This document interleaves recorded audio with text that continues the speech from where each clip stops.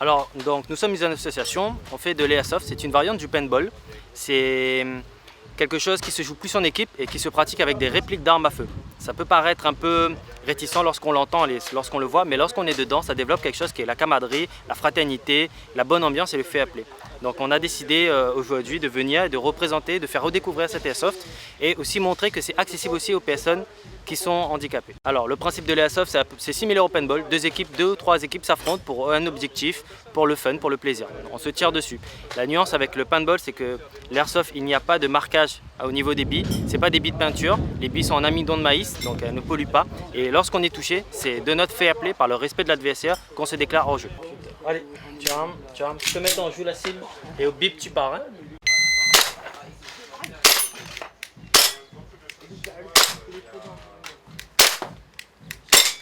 Passe au suivant, allez. Alors ce qu'on propose aujourd'hui, puisqu'on n'a pas vraiment la surface pour laisser les gens s'affronter, donc on propose une nuance de l'airsoft qui est le tir sur cible. On a des cibles, un parcours de tir, c'est dynamique, c'est accessible aussi aux personnes qui sont en fauteuil. Et aujourd'hui, on les propose de découvrir cette discipline et tout ce qu'on reçoit, c'est reversé au Téléthon. Le stand de l'AFM Téléthon, et là il y a en fait donc le service régional de l'AFM, des familles en fait concernées et également la délégation. On propose en fait des t-shirts, des casquettes, mais aussi en fait des objets qui ont été réalisés par des familles de malades et des malades eux-mêmes.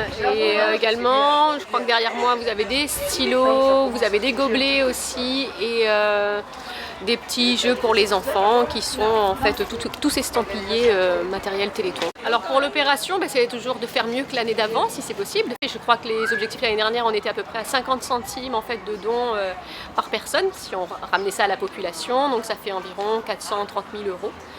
Et donc on aimerait bien arriver à la même chose et si possible dépasser ce montant. Alors tous les fonds sont remontés sur la métropole et ensuite il y a sur la Réunion en fait un service régional qui comprend 7 salariés et qui à l'année accompagne donc les personnes concernées par des maladies génétiques rares sur toutes les démarches qui sont liées à la maladie, je dirais, au handicap pour essayer justement de faciliter leur quotidien.